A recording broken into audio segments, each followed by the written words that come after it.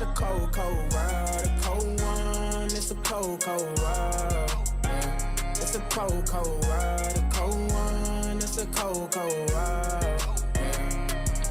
I've been looking to the stars like I'm a astronaut, and this pain hurts so much, so I smoke that gas a lot. I've been hiding from myself, cause I ain't trying to get caught. And you know I right my wrongs, that's some shit that I can't stop now. I've been searching for my soul, cause it's been missing the magic. You know, there's no like, I don't know if you're ready. I don't know if you're ready. I don't know if you're ready. What up, what up, what up, what up, what up, what up, family? What up, family? Hey. We got a very exciting guest for y'all tonight. Very exciting. Awesome. Very exciting. I am honored. Yep. I am totally honored. Totally honored. What I'm going to do, though, before I do that, everybody's going to introduce themselves first. We're going to start over there with my brother. Go ahead. Introduce yourself. I got, you know what I mean? What can I say? My name is Eric. Y'all know me. And I'm just happy to be here. Part of the family. There you go. And, you know, we're going to do this thing, be more. I'm excited. I don't have much to say. All right. Let the guests talk. I'm ready for the guests. All right. You introduce yourself. Hi, everyone. I'm Veronica Jackson. I'm the executive director of Pivot, which is a women's only reentry program here in Baltimore. Okay, awesome. The guy beside me, the Honorable, don't need an introduction at all. Well, I'm Senator Michael Mitchell Sr., and it's an honor being with you and doing something for us right for my city, my birth city. And I was born right on Druid Hill Avenue in West Baltimore. Awesome. Because hospitals were dangerous to your health when I was born. So if you go someplace, they still are. Racism. Yes. All right. What I like to do before we really get into this conversation, what I like to do is we have what we call a Zen moment. My lovely brother over there has his awesome words of inspiration. So, I'm sorry. Before I didn't introduce myself. I apologize. Hey, family. How so y'all excited. Doing? I'm excited, man. I'll tell you. I tell you, I got a hero next to me. So I didn't even know how to act. I came in. I forgot my keys. I forgot my wallet. So I was that excited just to be in this guy's presence because he has a lot of history with him that I really and truly appreciate. And I just wish everybody just can sit down and listen to the knowledge and the history that he has behind him. But anyway, my name is Dennis. You know how we know what we do. We say your talent will make room for you, and this young man beside me has a whole lot of talent, and he been around a whole lot of talent, and that bled over to actually where we are today. But before we get into that. And I'm excited about meeting Miss Veronica also. I mean, I'm excited about you. I'm doing big things. We got some information for you too. We'll share that with you. That's gonna be in one of my things in a minute. But before we get to that, we have to hear the Zen Master. We got to hear the Zen Master. Okay?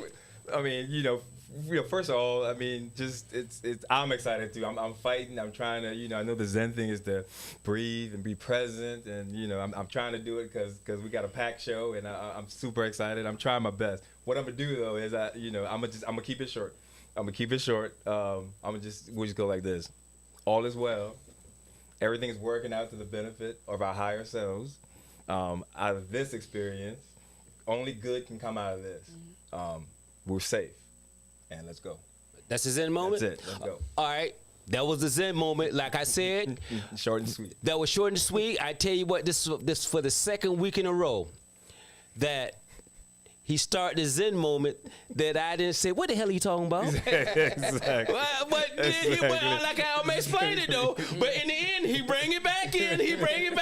I wasn't baffled again this time. But anyway, we still looking for that sponsor for the Zen moment. But here we go.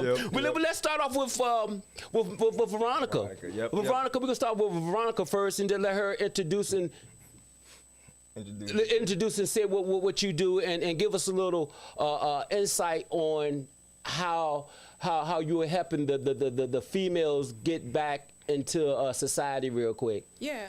So at Pivot, we are a women's only reentry program in Baltimore City. Okay. Usually when you think about reentry in our city, you think about an African American male. Okay. And a lot of times that is the stigma that is really stopping a lot of women from getting the resources that they need. Okay. There are a bunch of reentry programs out here that cater to men, but there are none that specifically cater to the needs of women. And we're not trying to say that the men don't have needs as they re-enter to society. However, we know that the needs of the woman is totally different. Okay. And so I wanted to create this space that supported women coming directly from jail, or women who maybe have been on the streets for a while. Okay. And she still has that charge. And that charge is stopping her from getting the job that she wants or the housing that she desires and building the life that she wants for herself. Awesome. So at Pivot, we help women who are coming directly out of jail. Okay. And we help women who have a criminal background. Awesome. And the way that we do it is a holistic grassroots approach, right? Okay. We deal with the entire woman. Okay. Addressing everything from her mental health, the trauma, unpacking the barriers, also making sure that the women are working on their own personal success goals and doing the workforce component. But because each woman is different, we're all different. We're not a blanketed program Okay. like many workforce programs. I got you. They say, look, I gave you a job at Amazon, you hired, and now we've done our part. We want women to really, truly live the life that they desire. And a lot of times that consists of them having to figure out, who am I? Okay. What do I want for myself? Right. And not just taking a job. Anybody can assign you a job. Okay. And the likelihood that you're going to stick with a job is very slim to none. But if you get a career, something that you're passionate about, something that you can see yourself excelling in, then the likelihood that you'll continue to not only maintain that job, but excel on that job is much higher. I got a question for you. So I got a couple of questions. Is there an age limit, and do you only serve the Baltimore area, or do you serve the county or anywhere else? So we take women from 18 to 99. Okay. However, the oldest woman that we've serviced has been 70. Okay. And she has re-entered into society after 26 years of incarceration. Okay. And is doing well. We service anyone who is willing to take employment in Baltimore City or the surrounding counties. Okay. So we have women who come from Howard County Detention Center if they're willing to take employment in the city or in Baltimore County. We don't turn any women away as long as they're able to physically get to where we're located and are willing to take either job training or employment in or around the city. Oh, awesome. Awesome. So if I wanted to help support, how can I? So you can do so by going to www.pivotprogram.org. Okay. There you can send us an email. You can donate directly on the website. There are many ways to get involved. If your pocketbook is a little tight due to the economy and inflation, we understand, but your time is also just as valuable. There are many things that many of us who are already out here in society, we take for granted. Something simple as dishes, right? People are like, well, what do the ladies need? They're getting their apartments after long sentences in prison. You need dishes, you need things like that. We need people to do mock interviews, professional attire. There are so many ways that you can roll up your sleeves and get involved in helping if it's outside of donations. But we love money. We love money because we need money to keep us moving forward. Beautiful. What was that email again? It's www.pivotprogram.org. All right. Well, Veronica, I want to commend you. Because, it's just racism in this country. You look at all of the prisons, and the majority of our population are just give work to, you look at Hagerstown, that's the employment for all those white folks up there in Western Maryland and their livelihoods. And it's just a disproportionate number of our people who are caught up in the system, and you see disparity in sentencing. But it's so very important to assist women on their re-entry and men. Yes. But I just happened to meet you because we're opening very shortly the Juanita Rita Jackson Mitchell Law Center, which is named after my late mother. Awesome. But it's going to be right there in the heart of West Baltimore. Yes. Druid Hill Awesome. Yes. Avenue and Awesome. Landale Awesome. Street, Yes. across from Bethel Church. Yes. And it's going to be there it's with ROAR, R-O-A-R, which is of the University of Maryland School of Law. And it's going to be a woman's center to assist women with all of the who have been abused, who need help navigating reentry, also with respect to psychological help and emotional help. And a lot of the young mothers are suffering now because of loss of a child. Yes. And because of the gun violence and the murder rate in this city. And so that fortunately, Net March of the March Funeral Home has agreed to put a bereavement center in there as well, because you see so many mothers suffering, having lost children. I read something about a mother had lost 3 children, 3 of her sons. And so how do you really assist people? And so we're going to make a joint partnership with your organization. Absolutely. And so that we can work together. And this is, I tell you, that's why God is still in control. He is all the time. This couldn't have been arranged. Right. Yes. There's Yes. a meeting for the first time, and here we're on this in Be More Pod There you go. together. There you and go. it's exciting. So Yes. I thank the host. Yes. Because there's a passion to this, and we've got to get the word out, and we can sell it ourselves what is really needed. Yeah. Right. And I think so many great things are happening in Baltimore that people aren't aware of, right? There are so many great supports, but people are not aware.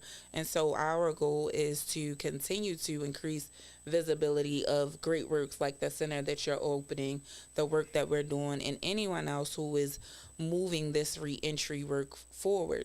That prison is $1 billion industry, right? If we're going to call a thing a Multi-billion. thing, it is $1 billion industry, Multi-billion. and it's built off of the backs of Black and brown people.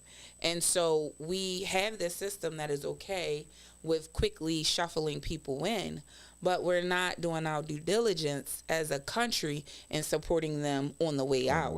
Right? Yep. Because the idea is that we can reduce recidivism if we know that people have resources and we know that people have the support that they need.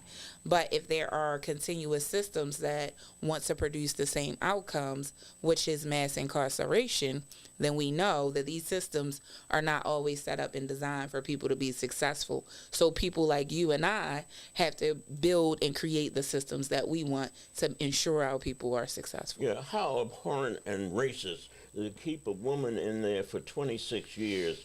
This is disparity in sentencing. And a lot of times the sister may be just with her boyfriend, who's the real culprit, and they get the same amount of time as the boyfriend, and it's wrong.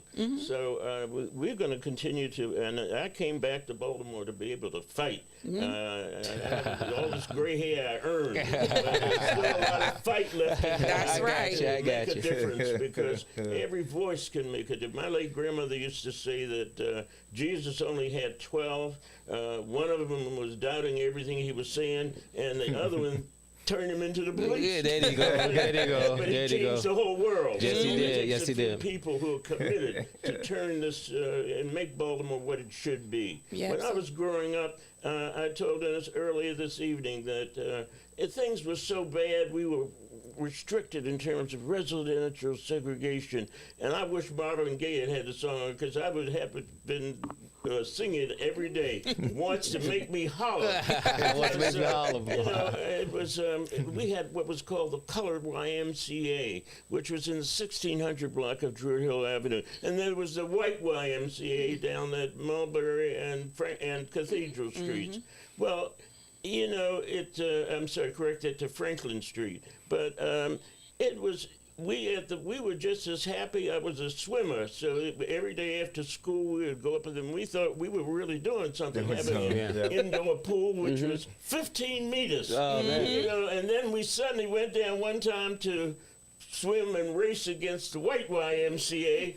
And guess what? When we went by bus, they wouldn't let us into the white locker room to change. So we had, in the middle of winter, December, it was cold too. You had to take off your clothes, put on that little swimming suit, and get off the bus. Oh, man. Whatever the temperature was, and then go into the white YMCA through a rear door. Oh, man. And then we suddenly discovered here was this massive pool. Right. And this was Olympic size. Oh, man. I said, Yeah. wait a minute. Yeah. This is the same in the name of the organization, the Young Men's and Young Women's Christian Association. Oh, man. That's the most separated. Christian, and we get That's the 15 most meters, and they get 24 meters. Exactly. Yeah. So this is what you deal with. And then the fact that I was enterprising growing up. I had the Afro-American newspaper. I had the News American newspaper. I had Jet magazine. I had Ebony magazine. I had Sepia. And we would get on these trolley cars, and they would have we'd get on the back of them, and then I would have my case with all my materials I would sell. And as soon as the bus got to Utah Place, the bus driver would stop, and then the police would come and throw me off the bus. Oh, man. Because I couldn't go to East Baltimore. Oh, man. And I would be passing a white section of Baltimore. I understand. I couldn't, I'd have to be off of Utah Place if I walked up there by evening. Yes. And to come back. And I had another business of scrubbing steps, because everybody's known for keeping your steps white in Baltimore City. And it was, I could only do steps in the black neighborhood. Okay. I could do it on McCullough, and I could do it on Druid Hill Avenue and Madison and whatever have you. And then I couldn't do it on Fulton Avenue, believe it, or those of you who know West Baltimore. And because Fulton Avenue had the same kind of parkway in the middle of the street that Utah Place has today. And because blacks started moving to, the first black resident came to Fulton Avenue. It was an all-white street. Right. Yes. And the city tore up that nice park with benches and things that people could sit there and enjoy themselves. Right. And the city tore it up and made it a one-way street going north to accommodate the white workers downtown and getting to their homes in northwest Baltimore. Wow. So, and then the mayor was white, the city councilman was white. We had one city councilman who was black, and that was a Walter Dixon. And he was quite something, but he was of the old guard. He was part of the machine. I got you. So he was kind of quiet in what he was doing. But then Henry Parks, who created what was called Park Sausage, and a major black employer in the city. More Park Sausage, Mom, please. More Park Sausage. That was it. And he and Willie Adams created this entity, Park Sausage. Henry Parks came from Ohio, a young accountant, and he gave employment opportunities. They first started at Pennsylvania Avenue, North Avenue, behind what was called the Color Theater. It was called the Met Theater. And so, this is Baltimore, our city. It's nowhere in the world that children should not have the textbooks that they need. It's nowhere in the world we got to hire all these people from Teach America, because who have no understanding of what's going on. My nephew went to Southern High School, and he only had one black teacher for the entire matriculation of high school, and that was a black physical education teacher. Right. And that brought all of these young whites to experiment with Teachers of America, or whatever it's called, to come to Baltimore and experiment on our people. Wow. And that's a disgrace. Yes. So, and then, of course, they talk about the police, your community won't cooperate with the police. Well, I grew up where we knew the police were corrupt. The police brutality has existed. In 1942, a black soldier in the middle of World War II named Broadus was walking on Pennsylvania Avenue, had been put on leave so he could go see his ailing mother. Right. And as he was walking up Pennsylvania, he had corporal stripes on. And this white policeman, who obviously was a bit tipsy at the time, and said, Negro, and then called him the N-word, nigger, come here. is that real? Did you steal that uniform? And when the soldier said, look, I've got to go to see my mother, and he turned his back, and the policeman shot him in the back and killed him. A soldier who was going to fight for this officer's freedom. And so there was a march. The people in this city they did a march on Annapolis, which was organized by my late mother, Juanita Jackson Mitchell, Judge Robert Watts, and Attorney Emerson Brown. Before you get into your story about your family, I want to talk about your family. I want to go to the chats real quick because I want to tell the family. Sure. I want to tell the family out there if they have any questions for you. I want them to get their questions. You a wealth of knowledge and you know a lot of stuff. And then after we go to the family, hey family, how you doing? Hello April, hello Norma C, and Be More Pop for Real, how you doing? And we got a former senator right here for Be More Pop for Real. The brother Uncle Wayne, I call him. Forgive me, my brother. He's running for mayor. The brother from there, from Be More Pop for Real, he's running for mayor. So if he got any questions for you, feel free. The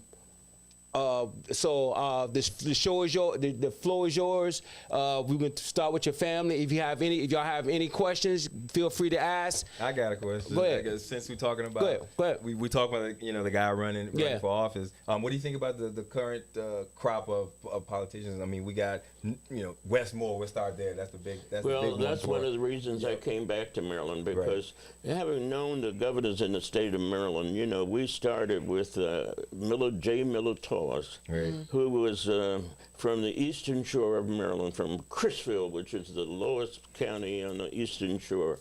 And he was the governor of the state, and there was just, there was no public accommodations. He came from a county, and next to a county where the last black man lynched in the state of Maryland was a gentleman by the name of George Armwood, who was only 22 years of age, and who was accused of saying something off color to a 73-year-old white woman. And for that, he was taken out of the jail. And in fact, he was arrested and put in jail, and the town said they were going to, this is Princess Anne, Maryland, we're going to lynch him for saying this to this white woman. And then the governor ordered he be taken to the Baltimore City Jail for safekeeping until the trial came up.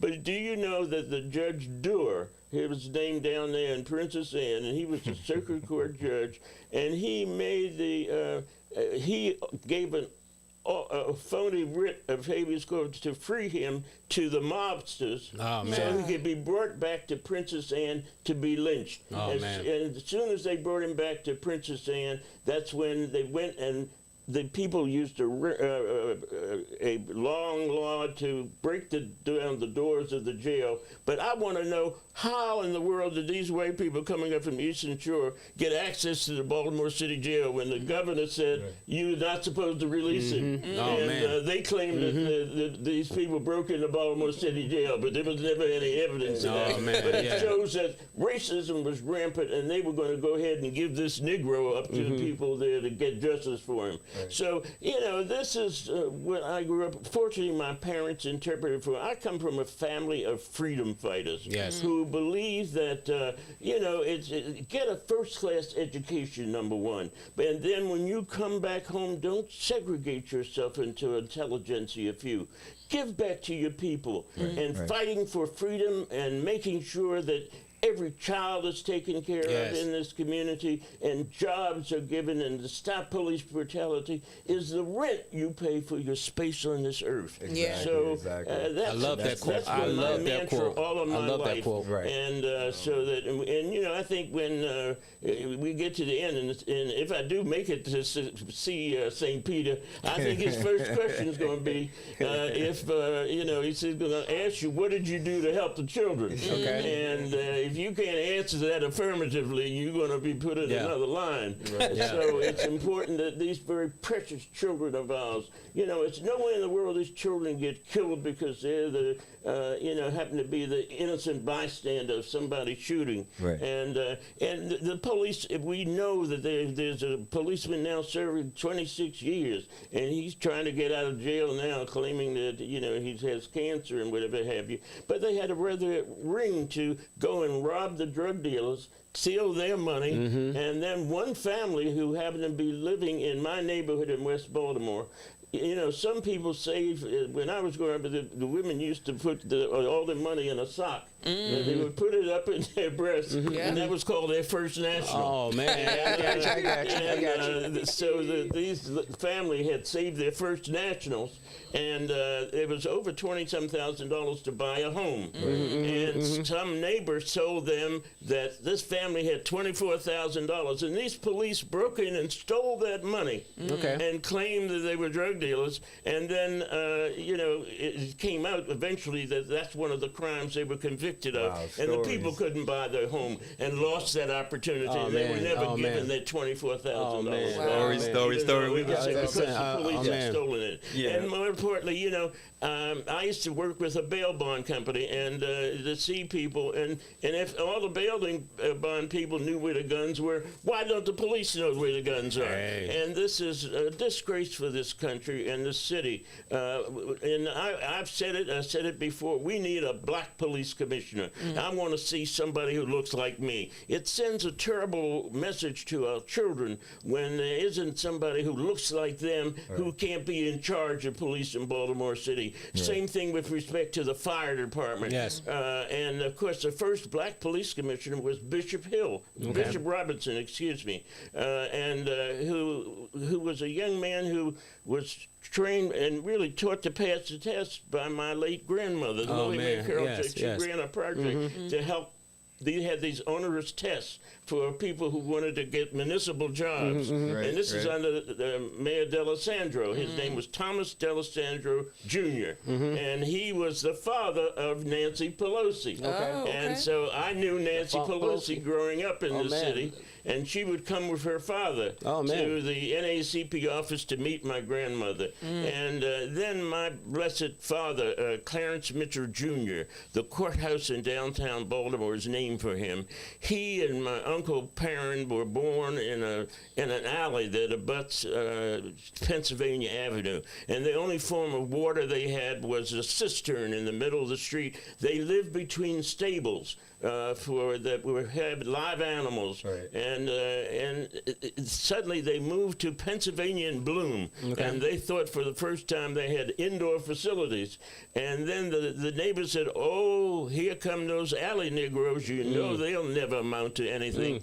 And my father said that hit him as a 12-year-old. He said he's going to show him what these alley Negroes can do, and every one of his brothers and sisters, and he was the oldest of 9, graduated from college and became productive citizens. So and then my mother, Juanita Jackson Mitchell, she was a genius. She went to the same elementary school as Thurgood Marshall and was a classmate with him at Douglas High School along with Cap Calloway and my father. Not trying to cut you over. We got questions over here. They're loving it. Yeah, they're loving us. They're loving it. But I mean, just what you're talking about, kind of. Ties in with what Veronica's doing, you know, which is awesome. Hey Maria, hey Eddie, welcome to the chat, y'all. What's up, family? How y'all, family? Hey, family, how y'all doing? Love you. Yep. So how Maria wants to know, Veronica, how many years has the Pivot program existed in Baltimore? So we're actually coming up on year number 5. We've been in existence now. 2024 will give us a complete 5 years so far. Wow. Starting out from the basement of a church to where we are located now at 901 North Milton Avenue. Wow, like awesome. And I mean also kind of what See, this is what we're talking about.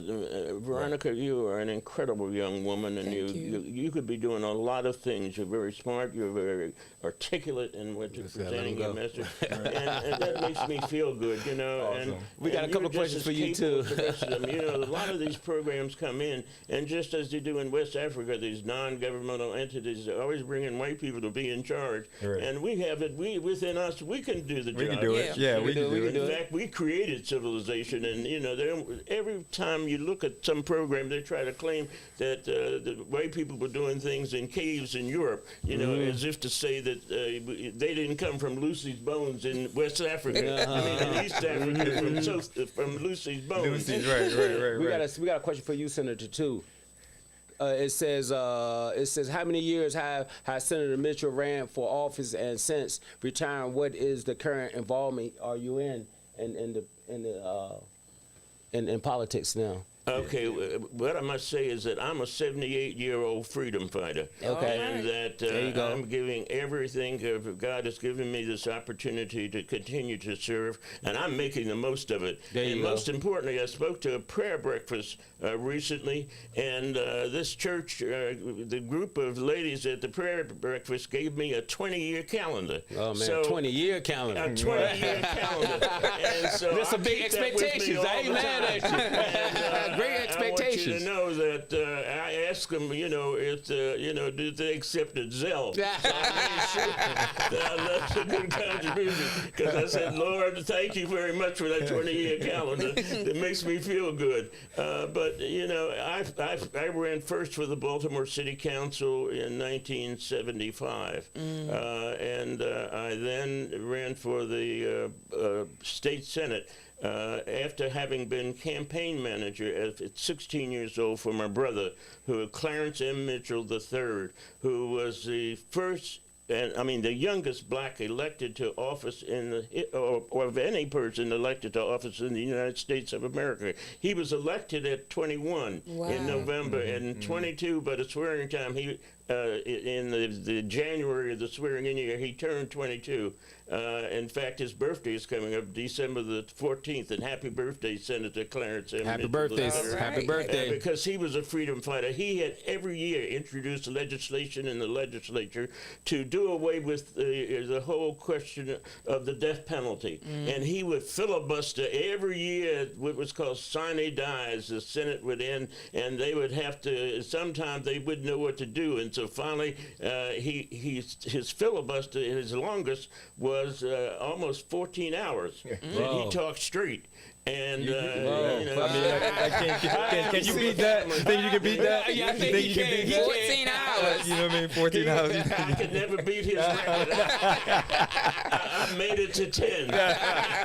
But no, and I then in the Senate, and then after that, I became involved in, just being a freedom fighter and helping people. It is so important. I had a family, a wife, Angela Mitchell, and then my daughters. I have a son, Michael Bowen Mitchell Jr., and then my daughter, Micah Mitchell, and then Hines, and then Jennifer Mitchell, and then finally Juanita Jackson Mitchell is there. And they're all strong women doing incredible things in the community. Right. And I met a very interesting young lady, Miss LaQuan McCarley, who is from Prince George's County, who is an incredibly brilliant businesswoman. I happened to meet her at a dinner where they were giving some award to my Uncle Perrin, who was the first black congressman from the state of Maryland.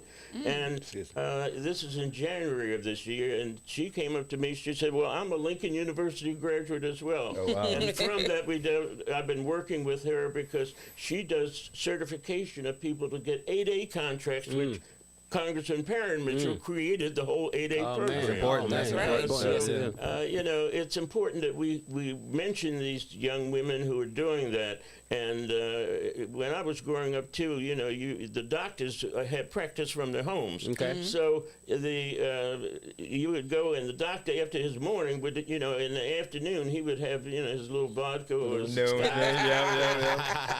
and this was before air conditioning, and the screens were there, and you'd be walking by, you hear people yelling because he was trying to aim the needle just right. Oh man! Get it in. And so my mother though thought she would teach us that women are just as equal. She marched us down Druid Hill Avenue. I never forget it. People were giving us cat calls and everything else. You're not going to a real doctor. You're going to some woman down the street. And we went to see Dr. Louise Young, who was the first black woman to practice medicine in the state of Maryland. And it was incredible. All the needles were done properly. The examinations went through exactly. And in fact, when we left the doctor's office, we were ready to fight all those who were going to disparage her name and say something about her. But my mother's point was that teaching her 4 sons, I was probably about 7 or 8 years old, and that taught me that women were just as capable as men of doing anything. That's true. And that's what we've got to. And it's still there are vestiges of this around, and unfortunately, some of the brothers still practice it too. And they're guilty of it. And you got to know, let these sisters rise to their full potential. Exactly. Let our children rise to the, no matter the circumstances. Don't judge them by where they come from or how they dress or whatever have you. These children are lacking love. In their formative years, they didn't get it. Some young mothers have had children, and no one has taken the time to help them raise their families. And instead of this being a son, this son becomes a friend. Right. Okay. And so therefore, I do volunteer to help mentor young men and do that kind of thing because it's so very important. I also want to tell you that I've been involved in a project, what I've been doing after leaving office. Yeah, that's a lot. You've been doing. My grandmother you've been and busy. her, Dr. Lily Mary Carroll Jackson, who was they call her the Mother of Freedom. And there is the Dr. Lily Mary Carroll Civil Rights Museum located at 1320 Utah Place in Baltimore City. And it's important that you go and visit there because it talks about the role of Baltimoreans and especially black women in Baltimore who made a difference in the fight for freedom here, who were willing to give of themselves. And it was interesting because if you look at the letterheads, most of the officers were women, the vice presidents, and the men were primarily the secretaries. And so she believed in that. But more importantly, growing up knowing that it's essential that, in this city, we come from a family that knows, that has lived there. We could have moved out. Basically, my parents were middle class. Yes. But I was born at 1324 Druid Hill Avenue. Yes. And so that they used to wonder how, so everybody would come by there. I came home from school one day and there was Althea Gibson sitting at our dining room table. Who was explain the to the first family black who woman to win Wimbledon. and Yes. Wilmington, tennis player, yes. And then the following weeks later, here comes a young, beautiful Wilma Rudolph, who had just completed in the Olympics in Yes, 1960. yes. And then, then from there was Medgar Evers, who was assassinated in June you of met Medgar Evers, right? 1963 in Jackson, Mississippi, because he was the NACP field secretary, shot in the back by the Klan. And they finally captured a guy who was responsible, but there were a whole lot of other people were responsible. Thurgood I was Marshall? also I was saying, you say you knew Thurgood Marshall also, correct? yes, and it is important to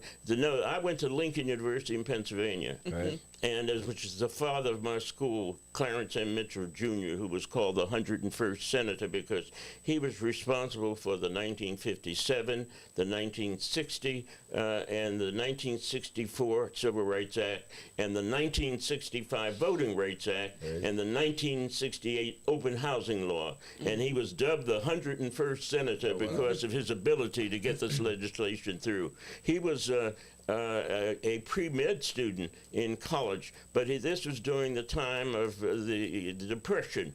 And when he came home, unfortunately, his family had saved up for years to finally buy a home because they had moved about 15 times because of lack of rent and whatever have you. And because here was this mother with all these children, and but they finally got some jobs and they made it up. And as my uncle parents said, he came home from Douglas High School one day, and all of their possessions were in the middle of Carrollton, the 700 block of Carrollton Avenue.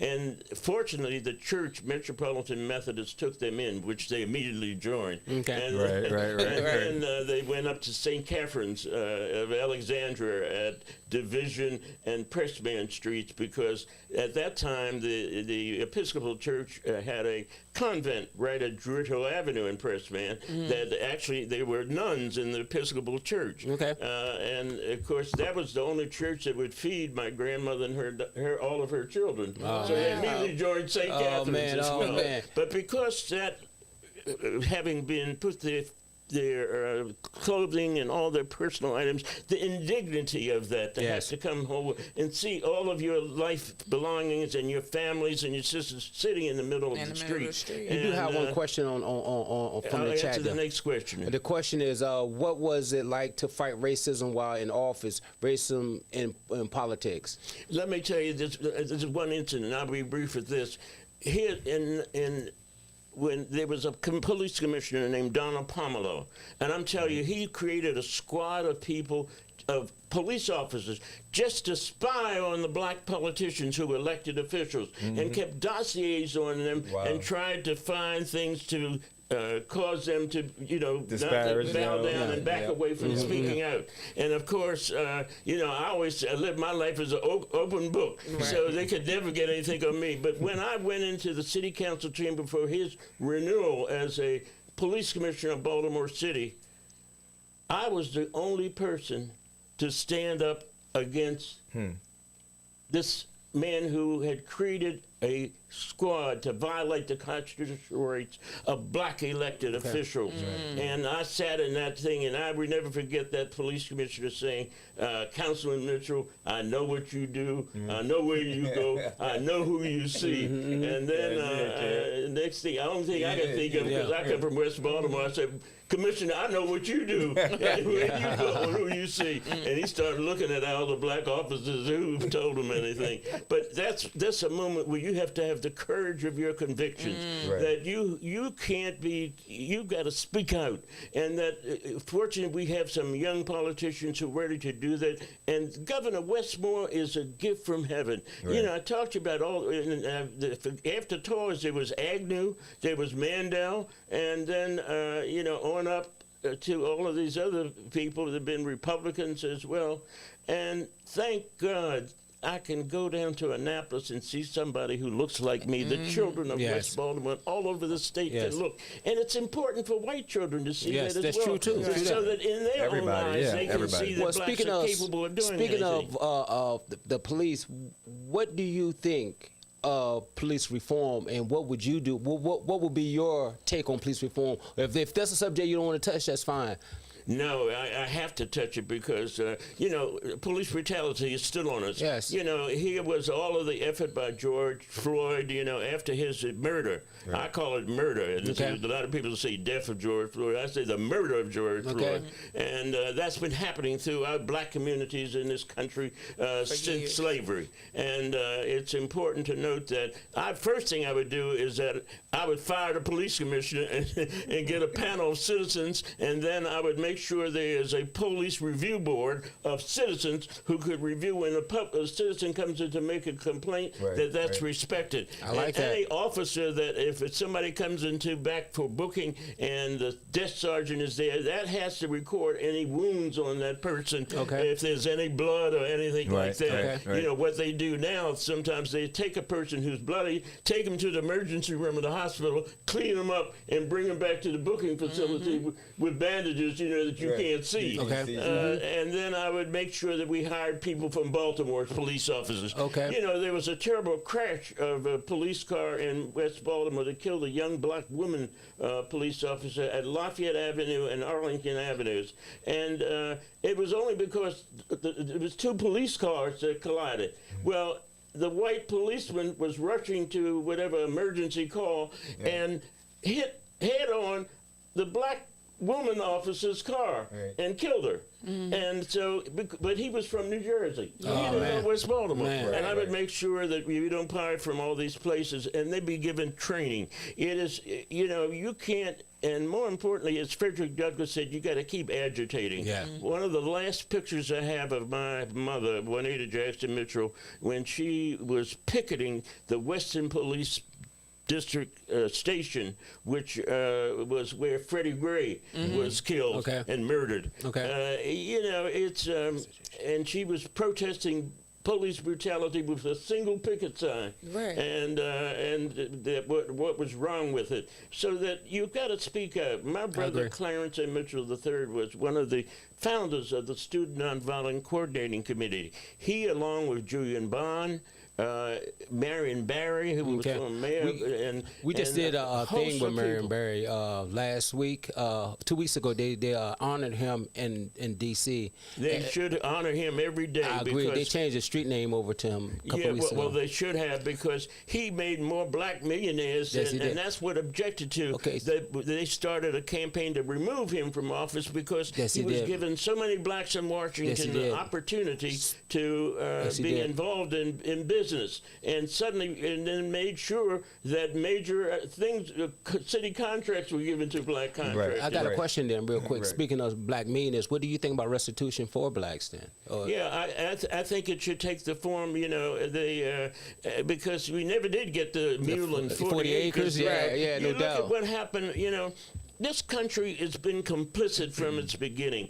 They suddenly had all of the vast western areas from the Allegheny mountain chain going to the California coast. All of that land, those people suddenly made rich. These were people Stake your from claim. Europe. That was the these name were of it. poor Stake your claim. immigrants, Yes. and they were given land Yes. and given money Yes. and whatever have you free of Yes. charge. Yes. And then you want to wonder why we aren't given anything. Yes. And suddenly those are the same people who are saying, who support Trump and who are always disparaging us as a race not being able to accomplish anything. They destroy our ability to have I got another wealth. question on top of that then. So how do you think it will ever be done, or if it can be, how can we get it done? What would be the way that we can make it happen then?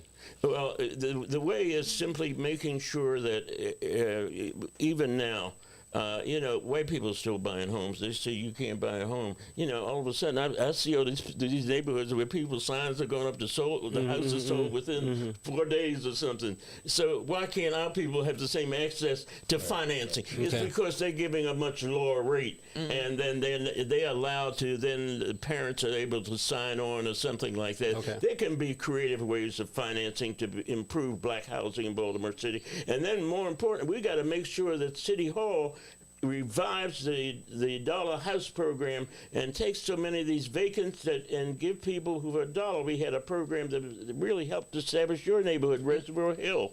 For $1, you come in and you're given years and access to money to be able to rehabilitate a home, and on the conditions you live there for at least 5 years, and then your interest rate is maybe 1 or 2%. You can't beat that.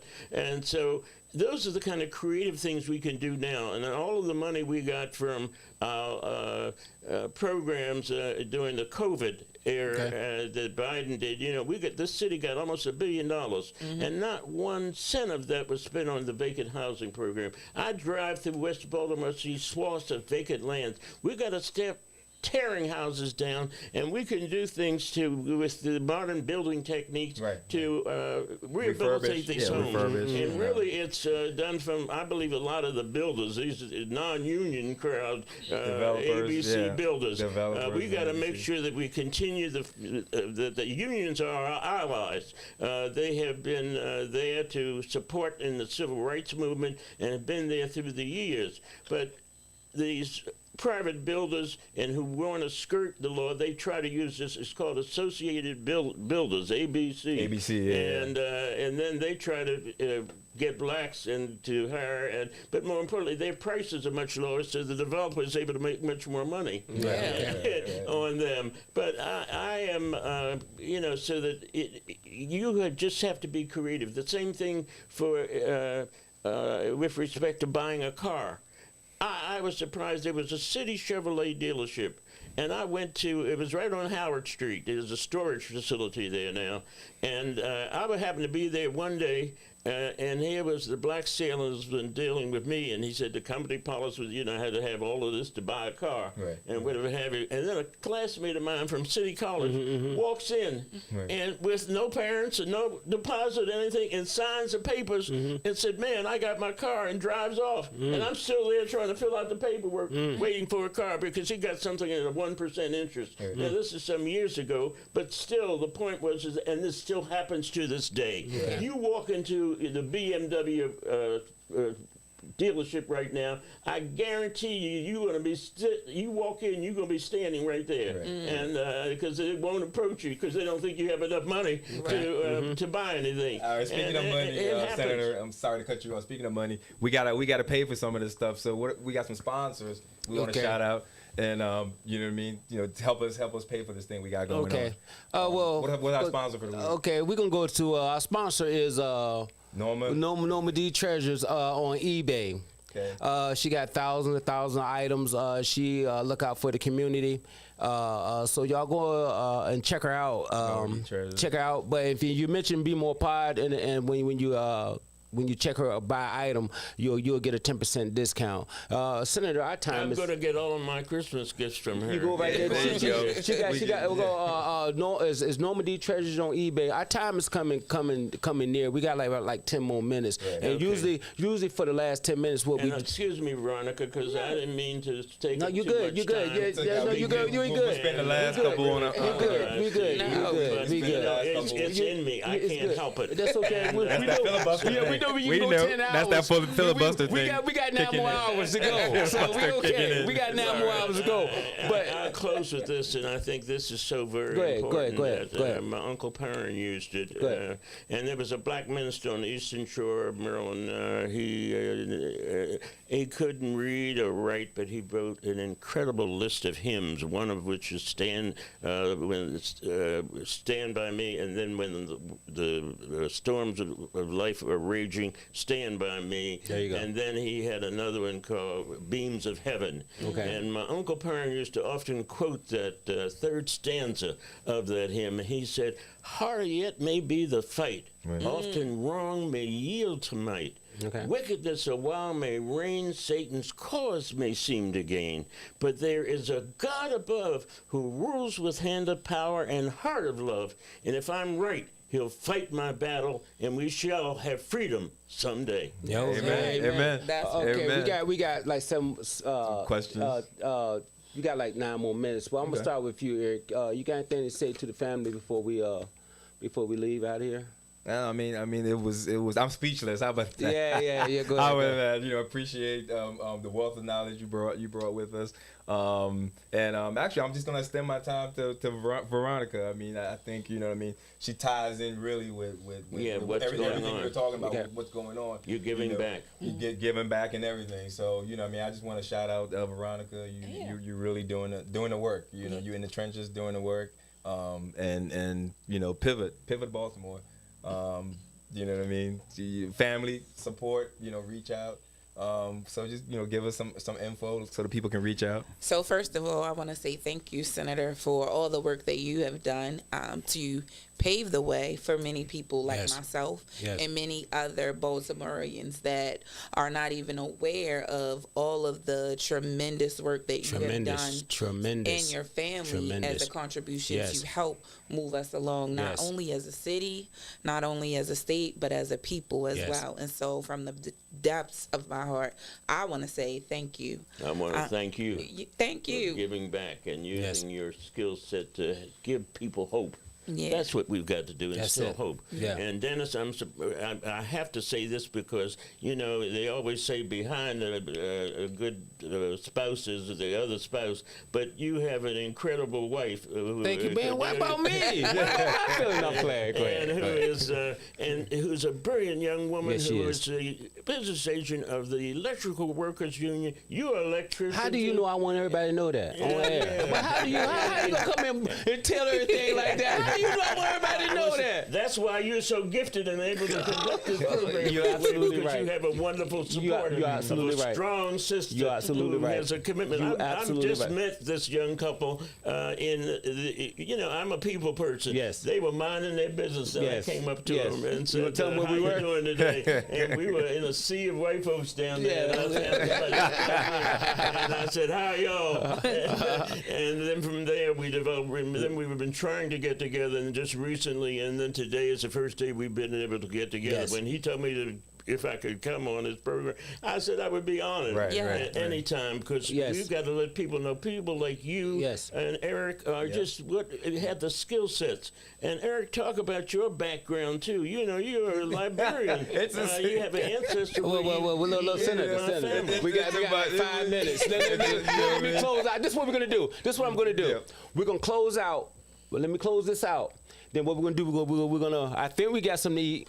But anyway, we're gonna close out. We're gonna get something to eat, and then if you want to get back on the air, because a couple of things you didn't touch on, I want to touch on. You have a museum And Yes. we don't have time right now. I want to touch on the museum that you have. Yes. And then I want to touch on your program that you have going on that was at the Kennedy Center that we didn't even touch on Yes. at all. I do want to be. We got so much stuff. We got so much stuff we want to touch on, but let me do this. this. Let me close out real quick, and then if you have time after we finish doing what we're doing, we can go back on and you can actually touch on those subjects, and there'll be just a special edition, and it will just be. You can talk on that. So let me close out real quick. I'll say to the people and all of those listening, the struggle continues. Yeah. Okay, Struggle. okay, we're gonna close out. Let me do this real quick. Let me do this Go quick. ahead. I'm gonna close this out. Right. Look, family, family, I love y'all. We have a wealth of knowledge next to us, and I think everybody, I don't care who it is. It's not just white and black. We talking about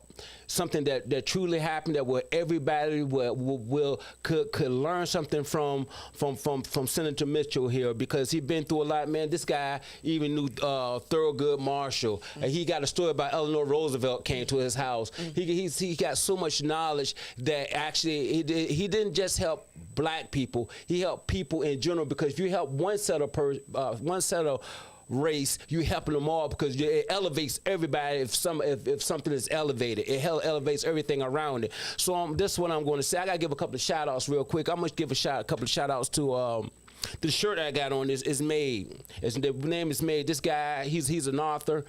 His name is Michael Woody. He's an author, and I bought it from him. He got his own apparel, and the word "made" stands for making a difference every day. And this guy, he was incarcerated at one time. He got out, and he decided to write a book. This another dude wrote a book, and he got his own apparel line. I'll give a shout out to Eric. He did help me. Eric Robinson. He helped change the program, and the guy that made me change the logo.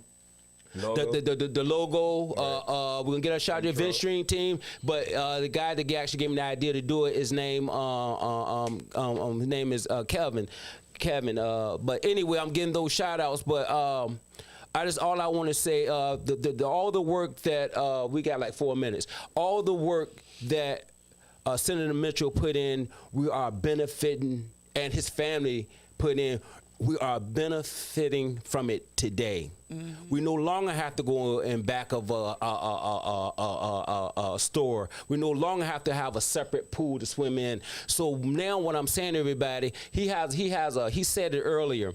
About serving the people is the rent that you pay to live on earth. I have a saying that goes just like that, saying the more people you serve, the richer you get. And rich is not just in monetary. Rich is if you can be rich monetary but still poor. But all I'm saying is the knowledge that he has, and we supposed to learn from our elders, and he has so much knowledge that can propel us for. We no longer have to. He have a story about he shovel coal just to learn. We can go to school. He got stories about he didn't have pictures, he didn't have pages and books to read, but he became a lawyer. So we don't have an excuse to not to get anything we want. We cannot no longer say what we can't do. We can do all things that we want to do. All we have to do is step foot and put forth action and do it. I appreciate you for being here. It's an honor even to meet you tonight, because you're doing great things. Another thing, it was a question that was asked to me that I have to answer. I got 2 minutes. A question was asked to me, and this was to you also, about the electrical program. If somebody been incarcerated, you can make 6 figures within 4 years. Yes. If you've been incarcerated, you can still have a career. It's not a job, it's a career as electrician. If you've been incarcerated, still make your 6 figures. So that was the question, and that's all I'm saying. Your lady's been incarcerated. My wife says she want to talk to you about your young ladies, but that's another story. But all I'm saying, man, your talent will make room for you. This is all the talent, man. We hope he stay and just talk some more. And we got about 9 more hours. But all I'm going to say, your talent will make room for you. We love you, family. There's no excuse. We can do anything we want to do. We want to thank Eddie. We want to thank Norma. And we want to thank Be More Pod. For real, man, we appreciate you. Anything you got to say before we go? Yeah, we love you. Love you. We got about a half a minute. Come back, Veronica. Yeah. Come back, Veronica. Come back, Veronica. Senator, Yep. if you got time right after we eat, we can sit down and talk about another. I'm gonna let you go. All right. I'm gonna let you go. We out of time. I'm gonna let you go anyway. until you're ready. We out of time. Okay, family, we love you. Right. Your Right. talent will make room for you. No excuse. No excuse. Remember, a man that say he can and a man that say he can't, they are both right. The question is, which one are you? I'm out of here. It's a wrap. Yeah. We gotta go, gotta go, gotta go. So that was a good show. I really appreciate you, man. We not, you know.